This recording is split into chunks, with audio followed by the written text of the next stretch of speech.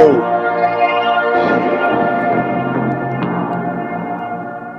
are now in a hotel room, so about to witness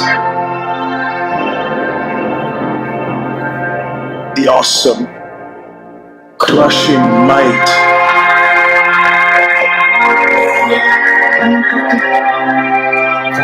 of the Eugene S. show. Stomper. I'm not screaming.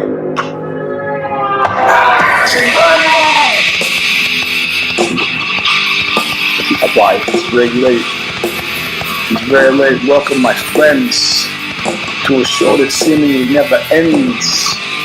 This is the Eugene S. show, Stomper. And let's see where we are. What version is this? This is version number 3. Let's do this the right way. Let me see if I can get this right. 3, 1, 9. That's it. The 3, 1, 9. These little rebuses are getting more difficult to do. Sorry that I can't get louder. It's very late where I am. I'll explain that in a few seconds. I'm guessing you can hear me. There's like no complaint. I see levels. I got levels. Then Bob says in. Yo, I take a zip. Get my throat straight. Mr. Robinson, where are you?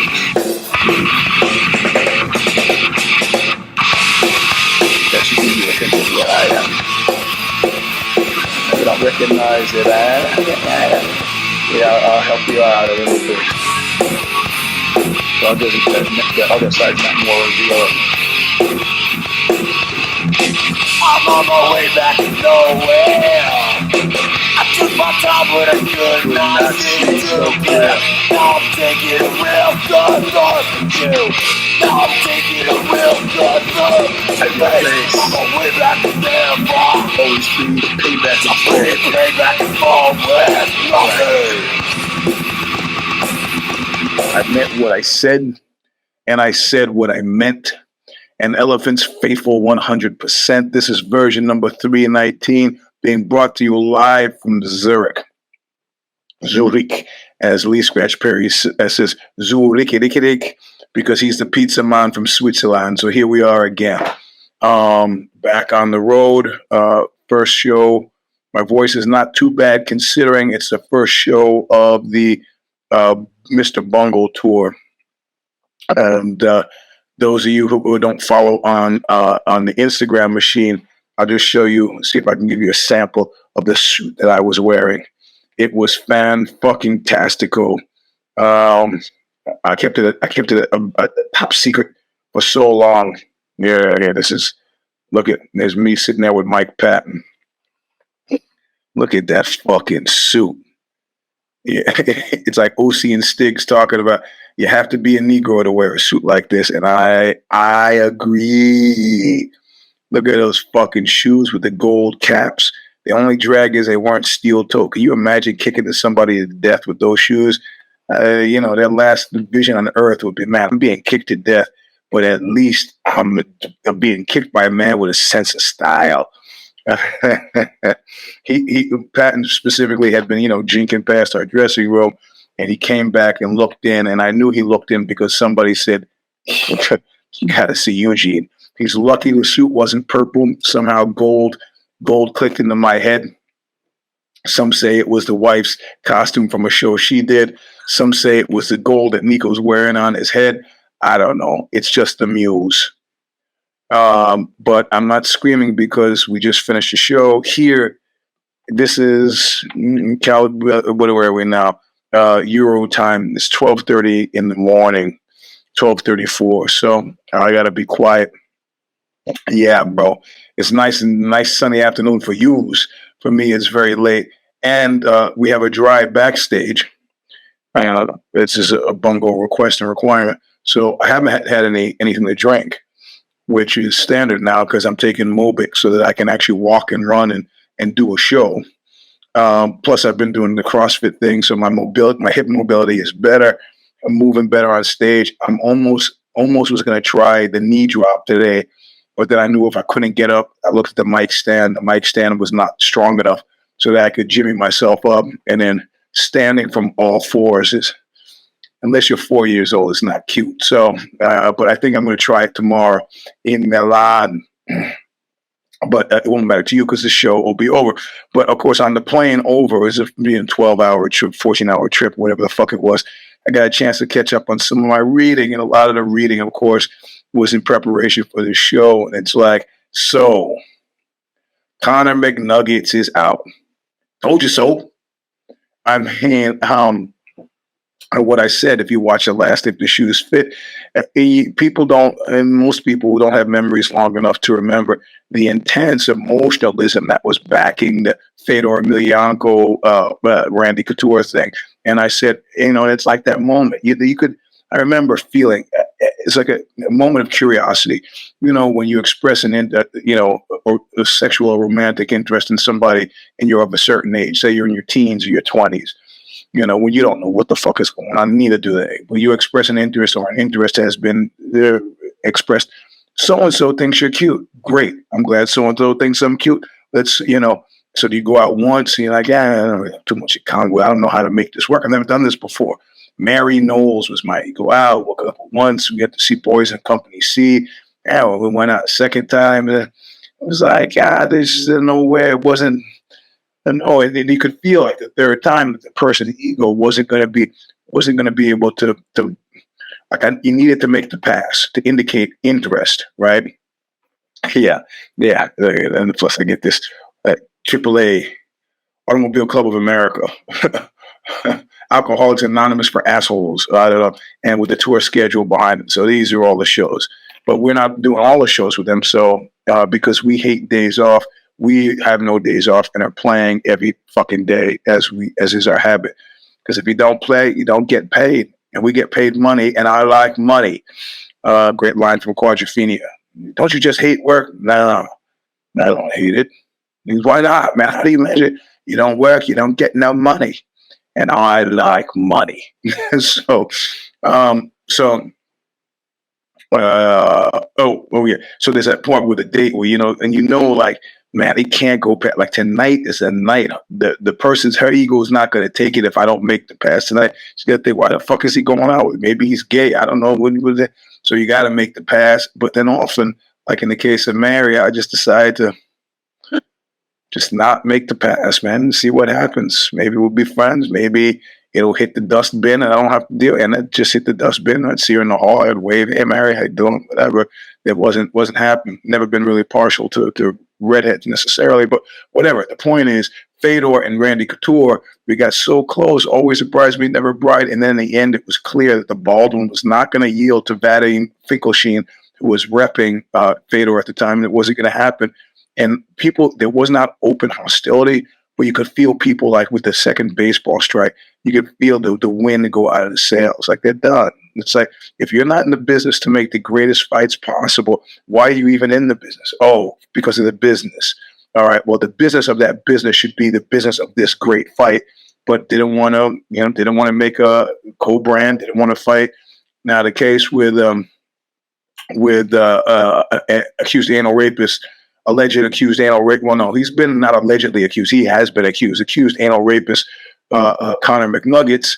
There's the pullout from there are the multiple videos of coke-fueled partying. Then there's a video of him the night before or a couple of days before and then there's the absence of the press conference.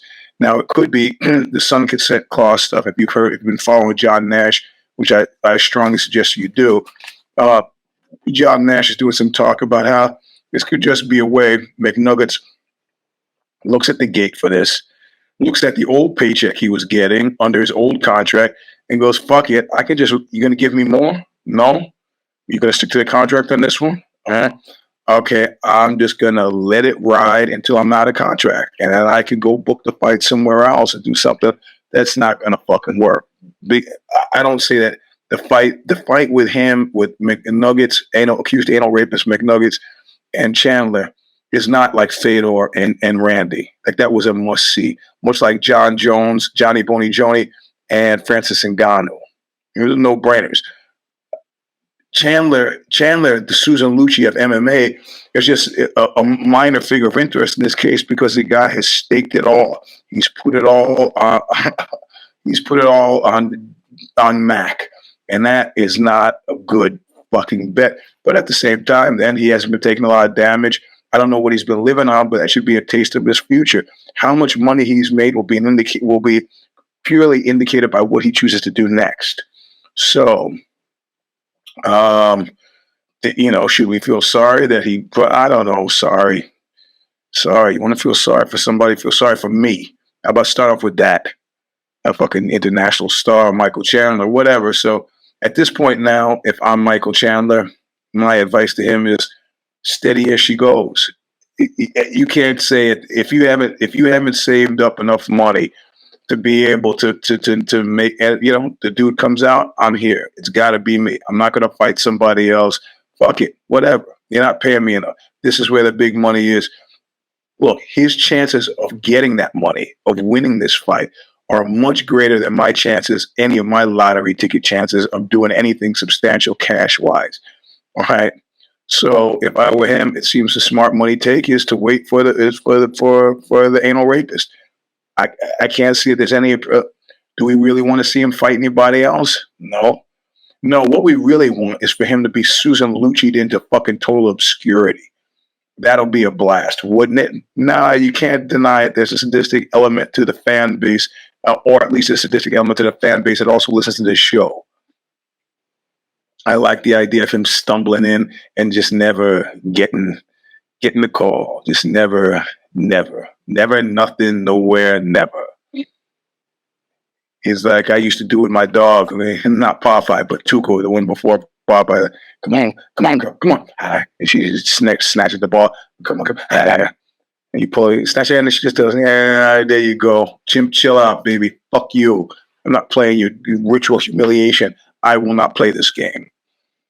Chandler, he's got to stay out. He's got to stay out. Providing that, still in all, he is the best one for. You can't get a new guy who's completely going to school an anal rapist. That's no fun. All the old guys are not going to come back. There's no Nick Diaz got to line up to fight him. No Juice or Nate going to come back. Chandler is the guy because we want to see what kind of head of steam he has after after waiting for that guy for so fucking long. And talk about ring rust, whatever. It's a long time he's waited. Now, purportedly, it depends on who you believe, but purportedly the issue is he re-injured that leg. I could have told him that. My mind was always blown about the recovery schedules given to these fighters. I go, even they're working with higher quality doctors than I'm used to, or maybe it's just because they're younger. But, I went to the hospital when I got ruptured quadricep tendon after sparring with Kungal. And they said, you'll be up and about by 7 months. Okay, they just meant normal person up and about. They didn't mean back in the cage up and about, right? So it took me about 18 months to get better from the knee repair of a ruptured quadricep tendon. That means 18 months for me to do squats without feeling like I was going to fucking die, getting mashed to the floor by God. 18 months for me to start running, sprinting up hills, upstairs, doing, mobility, like side to sides. 18 months. 6 months for a normal person, 18 months given what I want to push it through. You want this guy on some other different kind of schedule? Maybe he's got better doctors. I don't know. With him talking about his titanium leg, it's like, get the fuck out of here, man. Especially if you've been doing all that stuff that leaches chemicals and vitamins from your system. You think the best bone repair thing is going to be fucking crystal meth or coke or whatever? Nah, dude's not taking his health seriously, and who cares? That was a thing. That was a shoe that dropped. The shoe that dropped with the Fedor Randy Couture thing. The shoe that dropped was that fundamentally people just lost interest. Much like me and Mary on the third date when I wasn't making any moves. He was just like, done. I guess he's not saying it, but he's saying it.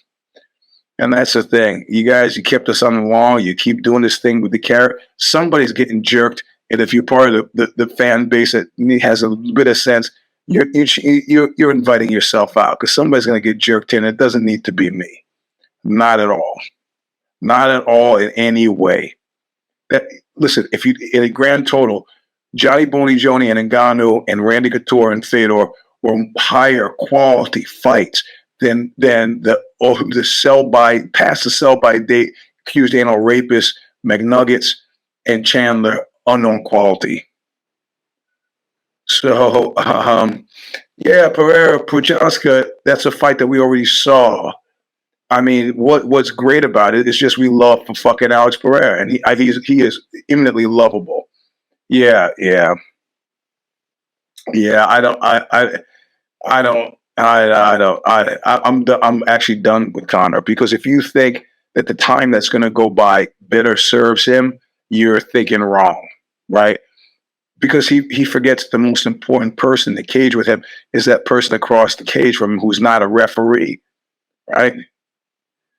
I mean, if you can tell you fight a depleted Nate Diaz for this trilogy, nobody gives a fuck about that at this point, unless you're part of. Look, I'm Team Diaz, 209 known associates, but I don't really give a fuck to see that fight again. Why? Because on the gin scale, accused anal rapist Conor McNugget is nowhere. He's a real nowhere man, living in his nowhere land, making all his nowhere plans for nobody. 140 mil. She got the share of now BKFC. What is this guy? The thing is, the book. Sometimes money is not a good thing for people to have.